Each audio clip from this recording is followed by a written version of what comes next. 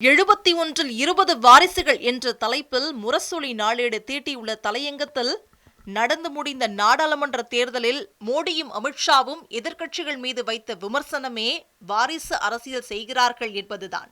ஆனால் மைனாரிட்டி பாஜக ஆட்சி அமைச்சரவையில் மெஜாரிட்டி என்று சொல்லும் அளவுக்கு வாரிசுகள் நிரம்பி வழிகிறார்கள். இவர்களுக்கு எல்லாம் எதற்காக அமைச்சரவையில் இடம் கொடுத்தார்கள் என்று கேள்வி எழுப்பப்பட்டுள்ளது. பியூஷ் கோயல், இவரது தந்தை தேவபிரகாஷ் கோயல் பிரதமர் வாஜ்பாய் அமைச்சரவையில் அமைச்சராக இருந்தார். பியூஷ் கோயல் அம்மா சந்திரகாந்த் கோயல் நாடாளுமன்ற உறுப்பினராக இருந்தார். இவர்களது வாரிசுதான் அமைச்சராக இருக்கிறார்.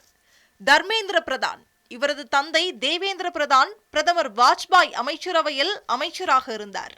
ராம்மோகன், இவரது தந்தை எர்ரான் நாயுடு ஒன்றிய அமைச்சராக இருந்தவர். பிரதமர் தேவகவுடா அமைச்சரவையிலும் பிரதமர் குஜ்ரால் அமைச்சரவையிலும் கிராமப்புற அமைச்சராக இருந்தார். 13 ஆண்டுகள் எம்பியாக இருந்தார் எர்ரான் நாயுடு. ஜிதின் பிரசாத், இவரது தந்தை ஜிதேந்திர பிரசாத் உத்தரப்பிரதேச எம்பியாக இருந்தார். அனுப்பிரியா பட்டேல், இவரது தந்தை சோன்லால் பட்டேல் அப்னா தள் கட்சியின் தலைவர் ஆவார். இவரது அம்மா கிருஷ்ணா பட்டேலும் தேர்தலில் போட்டியிட்டவர்தான். கிருத்தி வர்தன் சிங், இவரது தந்தை ராஜா ஆனந்த் சிங் உத்தரப்பிரதேச மாநிலத்தில் அமைச்சராக இருந்தார். வீரேந்திர குமார், இவர் மத்திய பிரதேச முன்னாள் அமைச்சர் கௌரி சங்கருக்கு உறவினர். சாந்தனு தாக்கூர், மேற்கு வங்க முன்னாள் அமைச்சர் கிருஷ்ண தாக்கூரின் மகன். சிராக் பாஸ்வான், இவரது தந்தை ராம்விலாஸ் பாஸ்வான் பல தடவை ஒன்றிய அமைச்சராக இருந்தார். தந்தை மறைவுக்கு பிறகு அவரது வாரிசாக சிராக் பாஸ்வான் அரசியலுக்குள் நுழைந்தார். வெற்றி பெற்றார், அமைச்சராக்கப்பட்டுள்ளார். ராம்நாத் தாக்கூர், இவரது தந்தை கர்பூரி தாக்கூர் பீகார் மாநில முதலமைச்சராக இருந்தார். ஜெயந்த் சௌத்ரி, இவரது தந்தைதான் முன்னாள் பிரதமர் சௌத்ரி சரண் சிங். ரக்ஷா கட்சே, மகாராஷ்டிரா முன்னாள் அமைச்சர் ஏக்நாத் கட்சேவின் உறவினர். கிரண் ரிஜிஜு, இவரது தந்தை ரிஜிதன் கரு அருணாச்சல பிரதேச மாநில சபாநாயகராக இருந்தவர்.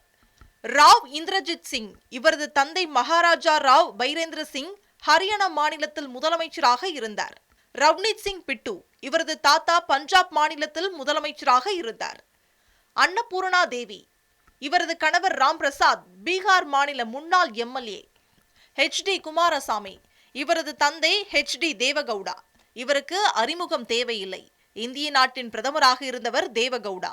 அவரது மகனான குமாரசாமி கர்நாடக முதலமைச்சராக இருந்தவர். அவர்களது குடும்பம் மொத்தமும் அரசியலில்தான் இருக்கிறது.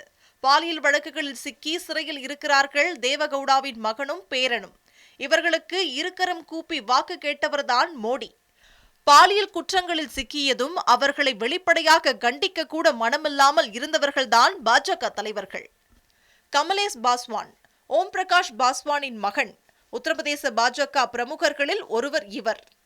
இவை அனைத்துக்கும் மேலாக பாஜக தலைவராகவும் இருந்து ஒன்றிய அமைச்சராகியிருக்கிறாரே JP நட்டா. இவர் மத்திய பிரதேச மாநில முன்னாள் அமைச்சர் ஜெயஸ்ரீ பானர்ஜியின் உறவினர். ஆக மொத்தம் 20 வாரிசு அமைச்சர்களுக்கு தனது அமைச்சரவையில் இடம் கொடுத்துள்ளார் பிரதமர் மோடி. இவர்தான் தேர்தலில் வாய்க்கிழிய வாரிசு அரசியலுக்கு எதிராக கர்ஜித்தவர். இதில் 10 பேர் கேபினெட் அமைச்சர்கள், 2 பேர் தனி பொறுப்பு அமைச்சர்கள். வாரிசுகளுக்கு கோட்டா அடிப்படையில் 3லும் இடம் கொடுத்துள்ளார் மோடி என்று பாஜகவின் வாரிசு அரசியலை முரசொலி நாளேடு வெளிச்சம் போட்டு காட்டியுள்ளது. அரசியல் அனைவருக்கும் பொதுவானது. இந்த அரசியல் களத்தில் அனைவரும் பங்கேற்று தனக்கான அரசியலை உருவாக்கிக் கொள்ள வேண்டும் என்பதும், அனைவரும் அனைத்து மக்களுக்காகவும் தொண்டாற்ற வேண்டும் என்பதுதான் அரசியல் நெறியாகும். இன்னார் வரலாம், இன்னார் வரக்கூடாது என்ற வர்ணம் அரசியலுக்கு இல்லை. ராகுல் காந்தியை பற்றி என்ன குறை சொல்வது என்று தெரியாமல் மோடி சொன்ன குற்றச்சாட்டு அது. தமிழ்நாட்டில் திமுக அரசை பற்றி குறை சொல்வதற்கு ஏதும் கிடைக்காததால் இங்கு வந்தும் அதே வாரிசு குற்றச்சாட்டை மோடி வைத்து போனார் என்று முரசொலி சுட்டிக்காட்டியுள்ளது. திமுக தலைவர் தமிழ்நாடு முதலமைச்சர் MK ஸ்டாலின், இது கேட்டு கேட்டு புளித்து போன குற்றச்சாட்டு, வேறு ஏதாவது புதிதாக இருந்தால் சொல்லுங்கள் என்று கிண்டல் அடித்திருந்தார். அதே புளித்து போன மாவில் ஏன் வடை சுட வேண்டும் என்று முரசொலி நாளேடு வினவியுள்ளது.